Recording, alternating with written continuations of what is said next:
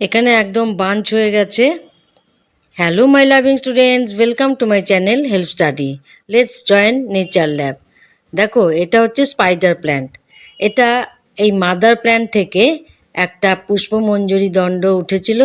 সেই পুষ্পমঞ্জরি দণ্ডে ফুলগুলো ফুটে সেখান থেকে আবার নতুন চারা গাছ তৈরি হয়েছে। আর খাবারটা কোথা থেকে পাচ্ছে? মা গাছ থেকে।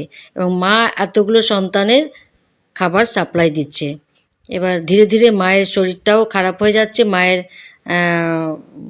প্ল্যান্ট বডিটাও খারাপ হয়ে যাচ্ছে, এবং এখান থেকে ডিটাচ করে দিতে হবে, দিয়ে এগুলোকে আলাদা আলাদা করে পটিং করে দিতে হবে, তাহলেই সবাই ভালো থাকবে।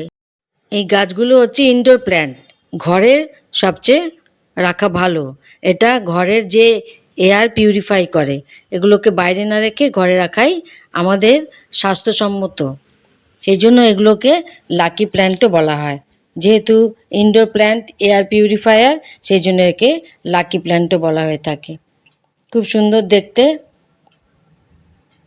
পুষ্পমঞ্জরি দণ্ডের মধ্যেই এতগুলো চারা তৈরি হয়ে গেছে, এটা একটা আশ্চর্য জিনিস। এবং মায়ের বডির সাথে কি সুন্দর কানেকশন রয়েছে, অপূর্ব। তোমরাও এভাবে বাগান করো, বাগান করে নিজেকে খুশি রাখো, পৃথিবীটাকে আরও সুন্দর করে তোলো। এখানে মা গাছ তার সন্তানদের নিজের অঙ্গে ধারণ করে তাদেরকে পুষ্টি দিয়ে তাদেরকে বড় করে তুলছে, মায়ের দায়িত্ব পালন করছে। Thank you.